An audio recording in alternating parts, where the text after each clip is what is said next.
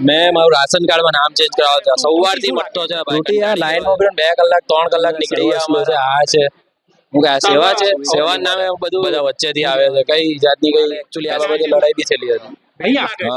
ભીડ લાગે તો બધા વચ્ચેની ગુસ્સે બહુ ગુસ્સે. અલગ લાઈન સિનિયર સિટીઝન છે કે તકલીફ જેને છે શારીરિક એને તમારે એક્સ્ટ્રા લાઈન પતી ગયું છે. સિનિયર સિટીઝન ફોર્મ પતી જવું પડે નહીં તમારે 27 પછી ગાંડે જવું પડે છે. નમસ્કાર, દમદાર ન્યૂઝમાં આપનું સ્વાગત છે. હાલ આપણે ઉપસ્થિત છે બિલીમોરા શહેરના જલારામ મંદિર હોલ ખાતે ઉપસ્થિત છે.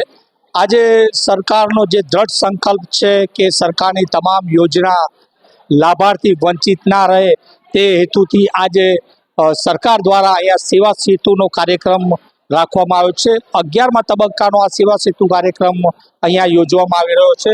ખૂબ જ મોટી સંખ્યામાં લાભાર્થીઓ લાભ લઈ રહ્યા છે. બિલીમોરા નગરપાલિકાના 1 થી 5 વોર્ડના લાભાર્થીઓએ ગઈકાલે લાભ લીધો હતો અને આજે 6 થી 9 વોર્ડના લાભાર્થીઓ આજે આ લાભ લેવાના છે. બે દિવસનો આ કાર્યક્રમ છે. અત્યાર સુધીમાં ઘણા બધા લોકોએ આનો લાભ લીધો છે. ગઈકાલે લગભગ 890 જેવા લાભાર્થીઓએ લાભ લીધો હતો.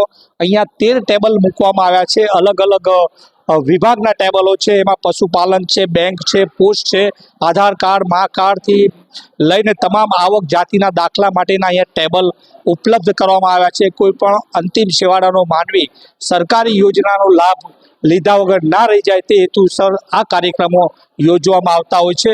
અને સરકારનો દ્રઢ સંકલ્પ છે કે આ પ્રકારના જે કાર્યક્રમો થતા હોય તેનાથી આ લાભાર્થીઓએ દૂર સુધી જવું ના પડે, તાલુકા સુધી જવું ના પડે અને સ્થળ પર તેમની જે સમસ્યા છે ને તેમને જે જરૂરી ડોક્યુમેન્ટ છે સ્થળ પર મળી રહે તે માટે આ કાર્યક્રમ યોજવામાં આવતા હોય છે. આ કાર્યક્રમ સરકારનો તો ખૂબ જ સારો અભિગમ છે, પરંતુ આ કાર્યક્રમમાં ક્યાંક ને ક્યાંક કોર્પોરેટરની પણ હાજરી જરૂરી હોવી જોઈએ. કારણ કે કોર્પોરેટર જ્યારે આજે 6 થી 9 વોર્ડના જ્યારે કોર્પોરેટરના જે વિસ્તારો છે એમનો આજનો દિવસ છે અને તેમના વિસ્તારના જે લાભાર્થીઓને લાભ આપવાનો આજનો દિવસ છે, ત્યારે 6 થી 9 વોર્ડના કોર્પોરેટરની અહીંયા હાજરી જોવામાં મળતી નથી. તે પણ એક દુઃખદ બાબત કહી શકાય. કારણ કે આપણા વિસ્તારમાં રહેતા એવા જે લાભાર્થી છે, લાભાર્થીને લાભ પહોંચાડવાનો સ્થાનિક કોર્પોરેટરનો જ એટલો જ અધિકાર હોય છે કે તેમને જગ્યા સુધી લઈ જાય અને તેમને આવક જાતિનો દાખલો હોય કે પછી પોસ્ટ હોય કે પશુપાલનને લગતી કે પછી કાનૂની સહાયનું પણ એ ટેબલ મૂકવામાં આવ્યું છે. તેને લગતી કોઈ પણ સમસ્યા હોય એ સમસ્યાનું નિરાકરણ લાવવા માટે કોર્પોરેટની ખાસ જવાબદારી અહીંયા જોવા મળતી હોય છે. પરંતુ અહીંયા દુર્ભાગ્યવશ કહી શકાય કે સરકારના આવા જ્યારે કાર્યક્રમ ચાલતા હોય ત્યારે 6 થી 9 વોર્ડના કોઈ કોર્પોરેટરની અહીંયા હાજરી નથી. તે પણ એક દુઃખદ બાબત કહી શકાય. અહીંયા તમે જોઈ શકો છો કે ઘણા બધા લાભાર્થીઓ લાભ લઈ રહ્યા છે. અહીંયા આપણે ટેબલ પર જે અધિકારીઓ ઉપસ્થિત છે તેમની સાથે પણ આપણે વાત કરવાનો પ્રયાસ કરશું અને સાથે સાથે જે લાભાર્થીઓ લાભ લઈ રહ્યા છે તેમને આજે સેવા સેતુનો આજનો જે આ કાર્યક્રમ છે તેમને લઈને તેમની પણ શું પ્રતિક્રિયા છે તે પણ આપણે જાણવાનો પ્રયાસ શકો છો કે લાભાર્થીઓ અત્યારે પોતાનો લાભ લેવા માટે જેમને જે ડોક્યુમેન્ટની જરૂર છે, જે દાખલાઓની જરૂર છે તે દાખલા લેવા માટે અહીંયા આવ્યા છે. કારણ કે આ જે સેવા સેતુનો જે કાર્યક્રમ છે તેનાથી તેઓને ગણદેવી સુધી જવું ના પડે અને નજીકના સ્થળ પરથી તેમને જે દાખલા છે દાખલા મળી જાય. અહીંયા અરજદારો આવ્યા છે તેમની સાથે સીધી વાત કરીએ. શું નામ છે ભાઈ આપનું? અભિષેકભાઈ મિશ્રા મારું નામ છે. શું લેવા આવ્યા છો આજે? અમે ઇન્કમ સર્ટિફિકેટ કઢાવવા માટે આવ્યા છે. આવકનો એટલે આમ દાખલો અને જે કંઈ પણ વ્યવસ્થા છે ખૂબ જ સારી છે અને એટલે આમ બિલીમોરાના એટલે વાસીઓ માટે એમને એટલે આમ સગવડ સારી મળતી છે અને સર્વિસ બહુ સારી છે આ લોકોને. કયા વોર્ડના છો તમે? Ward number 6 Bilimora. Ward number 6 ના છો, બરાબર છે. વોર્ડ નંબર 6 ના તમારા કોઈ કોર્પોરેટર દેખાય છે? કોર્પોરેટર હતા અત્યારે મોર્નિંગમાં એટલે આમ આવેલા હતા. બધું એટલે આમ હેલ્પ કોર્પોરેટરે જાણ કરી હતી ને કે આ પ્રકારનું? યસ. આજે જે પેલા લાઉડ સ્પીકરના માધ્યમથી એટલે આમ ઘરે રિક્ષાને હોય એવું એટલે આમ દોડાવી હતી અને એટલે આમ બધી એટલે સર્વિસ સારી છે સરકારની.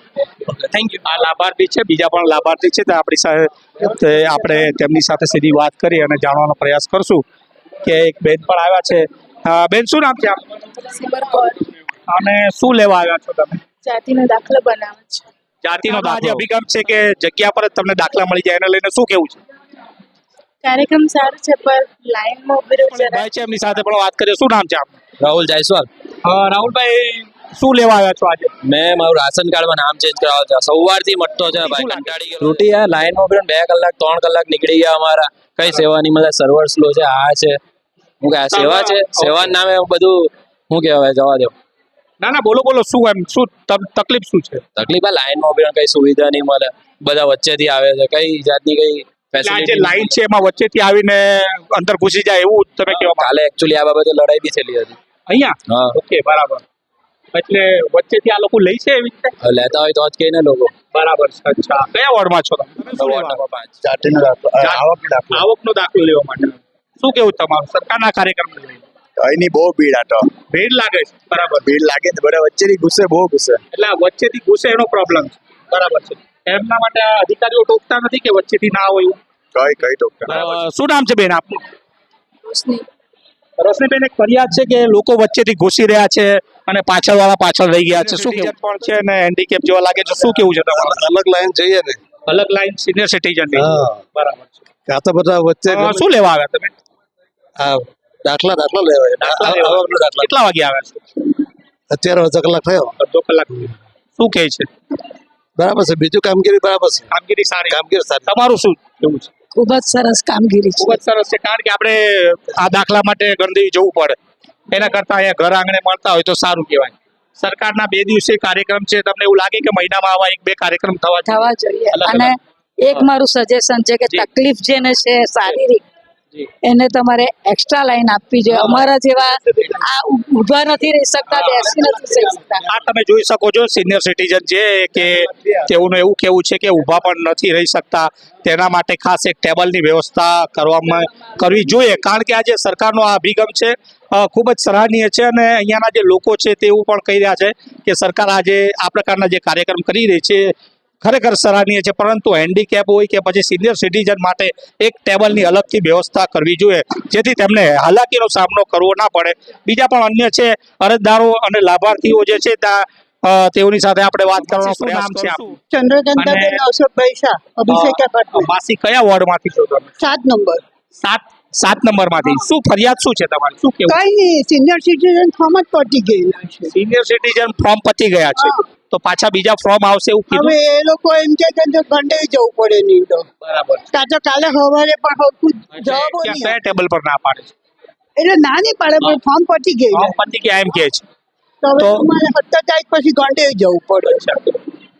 આ સેવા સેતુનો કાર્યક્રમ છે, એમાં હાલ અત્યારે સિનિયર સિટીઝનના ફોર્મ પતી ગયા છે, એટલે તે લોકોને આજે માસીનું તેવું કેવું છે કે હવે 17 તારીખે ગણદેવી બોલાવે છે.